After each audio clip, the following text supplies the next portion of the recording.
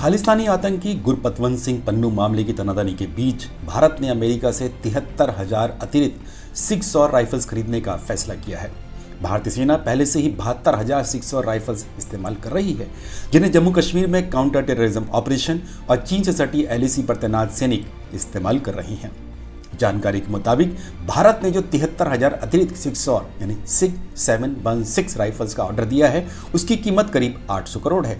इससे पहले वर्ष 2019 में भी भारत ने 72,400 अमेरिकी राइफल्स का ऑर्डर दिया था और जिनकी डिलीवरी भी हो चुकी है।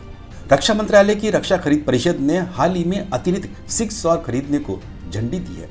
हालांकि वर्ष 2019 में भारत और रूस ने उत्तर प्रदेश के कोरबा यानी अमेठी जिले के कोरबा में AK-203 असॉल्ट राइफल के उत्पादन के लिए करार किया था, लेकिन AK-203 राइफल्स की डिलीवरी में हो रही देरी के चलते भारत ने अतिरिक्त 600 राइफल खरीदने का फैसला किया है। हालांकि इस साल की शुरुआत में थल सेना प्रमुख जनरल मनोज पांडे और रूस ने जल्द AK-203 राइफल की डिलीवरी का दावा किया था, लेकिन मेक इन इंडिया के तहत बनने वाली स्वदेशी AK-203 सीरीज राइफल की देरी के चलते ही अतिरिक्त 600 राइफल खरीदी जा रही है। AK-203 की डिलीवरी में हो रही देरी के चलते ही भारत ने रूस से सीधे AK-103 राइफल भी ओवर द सेल्फ खरीदी थी। 7.62 × 39 mm कैलिबर की राइफल है, जिसकी रेंज करीब 600 मीटर है, जबकि भारतीय सेना जो अभी इंसास राइफल इस्तेमाल करती है वो 5.56 × 51 mm राइफल है।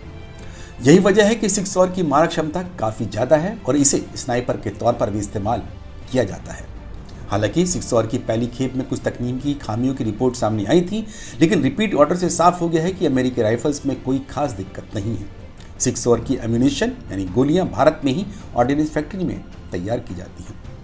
अमेरिका में रह रहे खालिस्तानी आतंकी पन्नू की हत्या की साजिश रचने के मामले में हाल ही के दिनों में भारत और अमेरिका के संबंधों में थोड़ी खटास आई है।